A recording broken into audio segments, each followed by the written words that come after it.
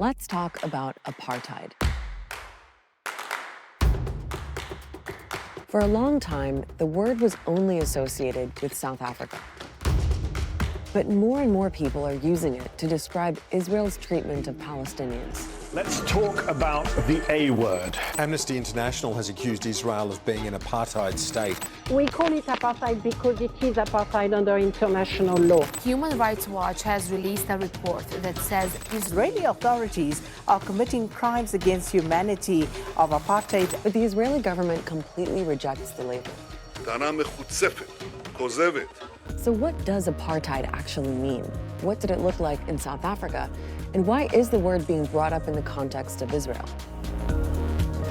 For example, chat, you know how the IDF has the trophy APS system that takes out RPGs?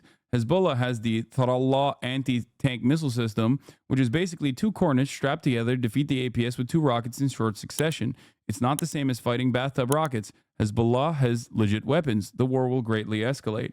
Yes, the reason why Hezbollah did not push into Israel post October 7, even though it was a direct violation of the red lines that like the axis of resistance had set forth, was because of the dire constraints that the Lebanese economy had placed upon the southern Lebanese population. Hamas obviously has a civil branch as well. They care about civil governance. It's a part of their job. And therefore, they have to make these calculations. And considering that the Lebanese economy is in the shitter for years now, they were like, we can't do anything about it. They are forced into a position of restraint in some ways. Having said that, however, if Israel does invade southern Lebanon, well, then that equation changes, because then Israel has brought the war to their fucking doorstep.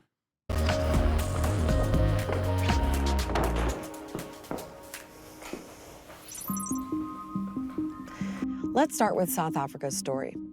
Since the 1600s, the territory that's now South Africa was under Dutch and then British colonial rule. For centuries, you had a white minority ruling over and exploiting the indigenous black population, who were the majority. From the early 1900s, there were laws that essentially forced the black population to live in impoverished areas known as reserves. But in 1948, a new government led by the National Party came to power. They took segregation even further under a policy they called apartheid. The word means separateness in Afrikaans. How they promoted apartheid to the South African population was that unless the white community was solid on every single aspect of segregation, there would eventually be a situation where they would be overwhelmed by the black majority. Over the following decades, under the apartheid policy, the National Party introduced a bunch of laws. They covered every aspect of life, but were all essentially aimed at the same thing: keeping the white minority in power and the black population subjugated. One of the main laws classified people into 4 racial groups. Native, that was the term for black people; colored, for those of mixed race; Asian, that was applied to people of Indian heritage; or white.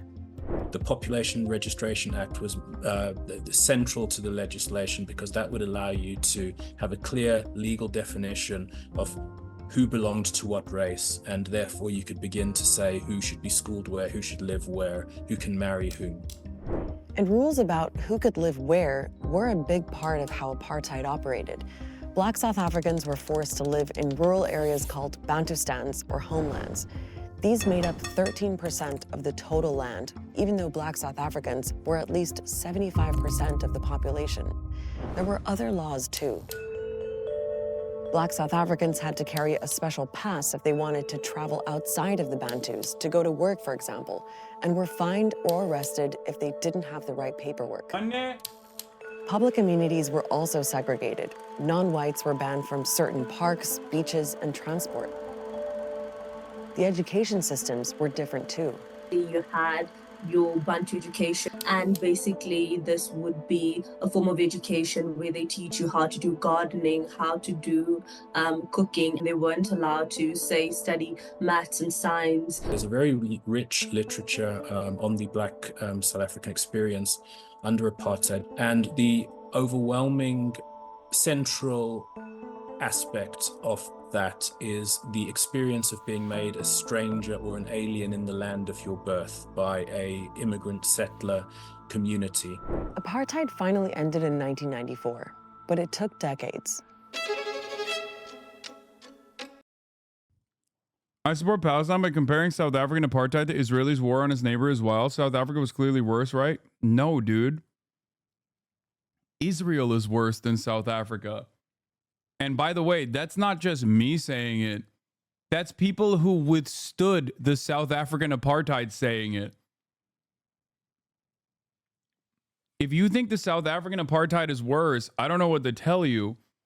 When people in South Africa who literally survived the South African apartheid literally say Israel's apartheid is worse.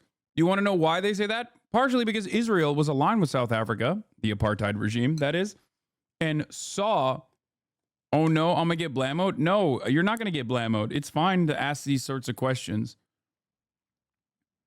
The framing of it is a little wrong.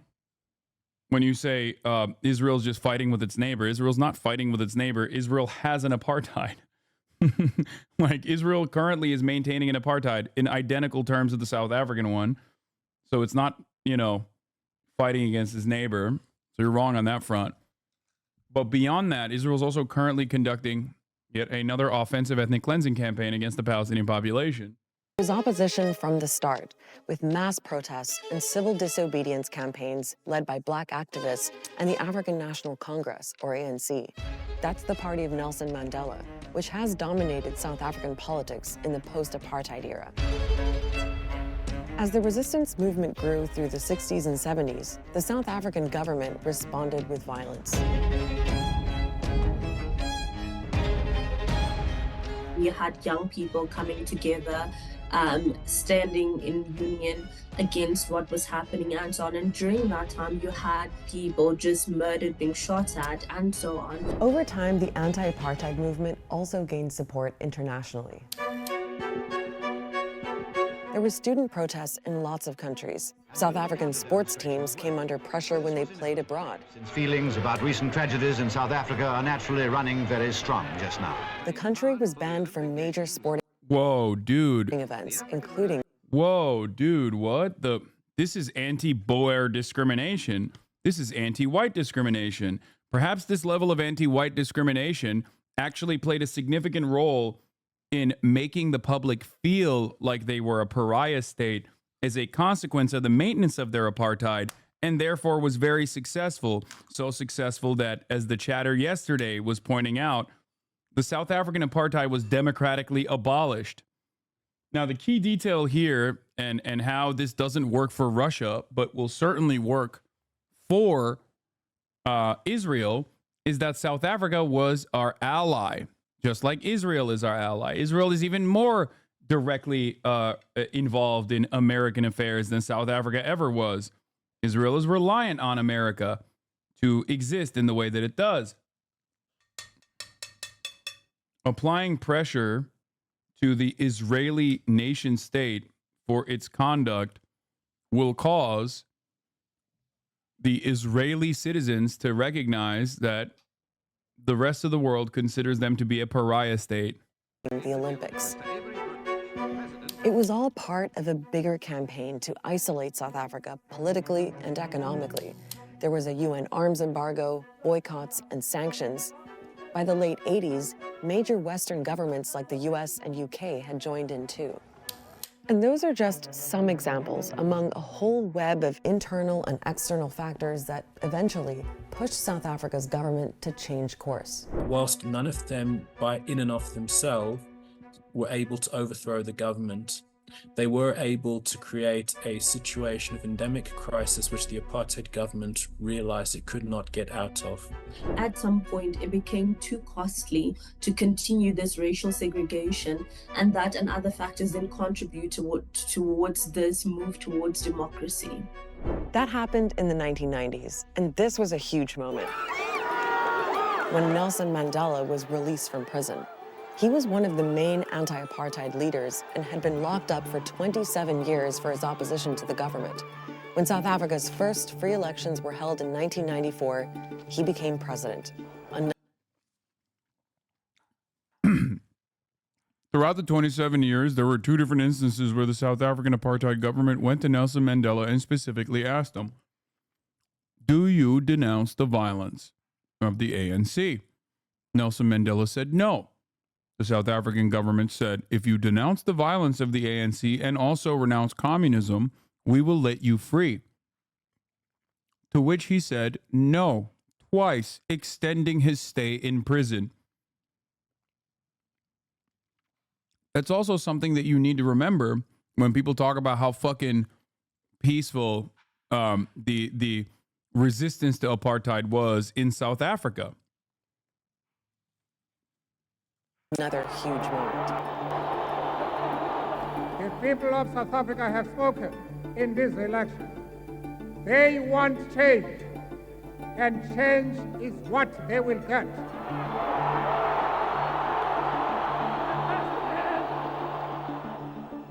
So that was the story of apartheid in South Africa, the short version anyway. The South African experience explains the root of the word, but the concept of apartheid has evolved. For many people, apartheid means similarity to South Africa. That is no longer the case. Today, apartheid is a clearly defined legal term. That's because apartheid has been established as a crime against humanity under international law. In 1973, Not looking too good for Israel, boys. the United Nations adopted what's known as the Apartheid Convention. It defines apartheid as inhuman acts committed for the purpose of establishing and maintaining domination by one racial group over any other racial group and systematically oppressing them. And in 1998, apartheid was included in the Rome Statute, the treaty that underpins the International Criminal Court, and it uses similar language. Is there a system of domination by one group over others? Is law being used to implement that system? Are there elements of dehumanizing the oppressed groups? And if all the elements exist, then the crime exists. And in recent years, that conclusion that the crime of apartheid exists is one that many human rights organizations have come to in relation to Israel's treatment of Palestinians. They include Palestinian groups, Israeli groups, and 2 big international ones, Human Rights Watch and Amnesty International, who've both published investigations that are hundreds of pages long. The core accusation is that the Israeli government maintains a system of oppression and domination that prioritizes Israeli Jews over Palestinians. Now, all of them have reached their conclusion in slightly different ways. Is America also not guilty of apartheid under this definition? That's a wonderful question. If you noticed, the timing and the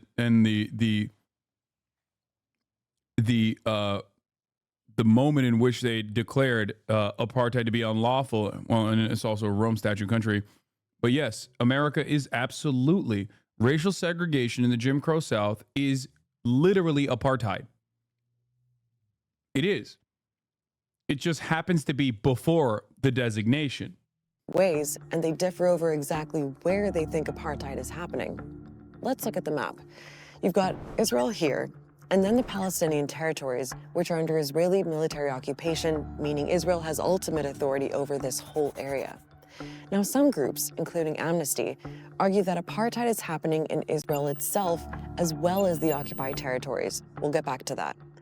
Other groups, like Human Rights Watch, say the term apartheid only applies in the occupied territories. Here are some of the things they point to. There are 700,000 Israeli settlers living in the West Bank and East Jerusalem, and the Israeli government has granted them a superior status under the law as compared to Palestinians living in the same territory. That's how Human Rights Watch puts it. It's things like separate justice systems. Settlers are subject to Israeli civil law. Palestinians are typically subject to Israeli military law. The Israeli military writes the regulations and the rules which determine how and where you build, how and where you travel, how and where you conduct your normal business, your economy, how much water you are allowed. It's 2 different worlds.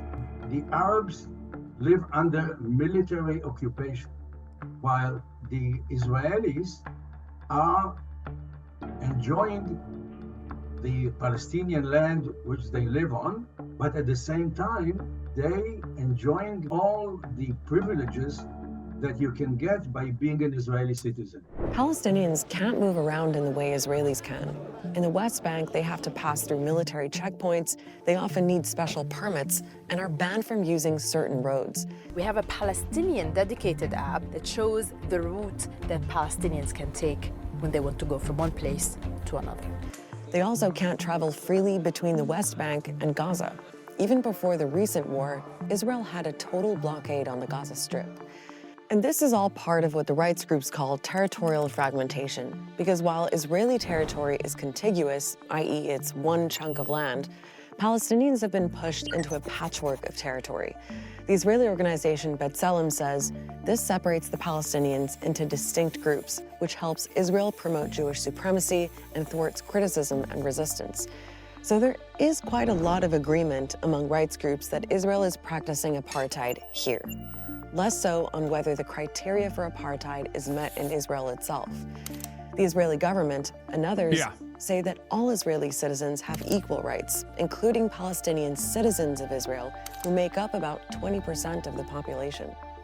במדינת ישראל, כל האזרחים שווים בפני החוק, בלי קשר למוצאם. There is formally a democracy, a democratic regime. Jews and Arabs have the same rights. They can be elected. There is even an Arab judge in the Supreme Court. So actually there is some discrimination, of course, between Arabs and Jews inside Israel. But basically, according to the Israeli law, there should be no discrimination on the basis of race, religion, gender, so forth. Others say that in practice, it's not so clear-cut. Amnesty, for example, argues that Palestinian citizens of Israel do face considerable rights violations, including things like home demolitions and forced evictions. And they say because those violations are happening in the context of the wider system of domination and oppression of Palestinians, the apartheid criteria are met. People began to say, well, this system of apartheid doesn't only exist in the West Bank for settlers versus Arabs, but it's really part and parcel of the entire system of Israel in all the areas under its control, even though it is applied in different ways. Now, the Israeli government has called groups like Amnesty delusional for making the accusation of apartheid and say they're fueling anti-Semitism. Israel isn't perfect, but we are a democracy committed to international law, open to criticism. I hate to use the argument that if Israel wasn't a Jewish state, no one at Amnesty would dare make such a claim against it. But in this case, he hates to make that argument. Dude.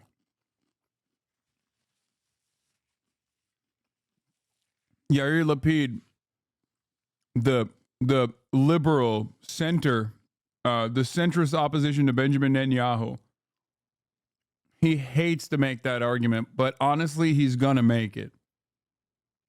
He's gonna hate making it, just like he hates Benjamin Netanyahu, but also shit on the International Criminal Court. He's like, I hate Benjamin Netanyahu, but the fact that the International Criminal Court declared him to be a war criminal, how dare they do such a thing? Did he say Israel's open to criticism? Yeah, Israel's open to criticism, which is why the Mossad directly threatened the former ICC prosecutor and smeared her relentlessly, and even urged the Trump administration, which complied, by the way, into putting sanctions on her and her family directly. There's simply no other explanation. Criticizing the government for practicing apartheid is becoming not politically correct in Israel. You will not find it in the mainstream media. Even in the academia, professors are very careful about using apartheid, but asking the question, is Israel apartheid? is more legitimate, yes. Outside of Israel, especially in the context of what's happening in Gaza, that question is getting more and more attention. For example, some people are drawing parallels between the pro-Palestine movement and the campaigns to isolate South Africa during its apartheid era. South Africa's government itself is making a link. It referred to apartheid at the UN's highest court, where it's bringing a case against Israel for another international crime, genocide, which Israel also denies. I hate both Joe Brandon and Donald Trump. If the International Criminal Court declared either of those motherfuckers to be a war criminal, which they were, by the way, every American president is, I would throw a fucking party. I would celebrate. Okay? That would be the sickest day of all time. Now, of course, that would probably lead to America nuking the Netherlands, but that would be not so sick. But having said that, on principle alone, I would find that to be a glorious moment. I guess that's the difference between me and Yair Lapid and his genuine hatred for Benjamin Netanyahu. South Africans sense, see, hear, and feel to our core the inhumane discriminatory policies and practices of the Israeli regime as an even more extreme form of the apartheid that was institutionalized against black people in my country.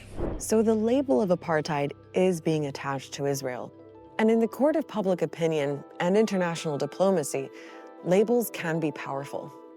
Ultimately, though, the legal question of whether Israel's guilty of the crime of apartheid is one for an international court to decide. Check out our episode on the two-state solution between Israel and Palestine. Our full playlist of episodes is here, and if there is a topic that you want us to explain, let us know in the comments.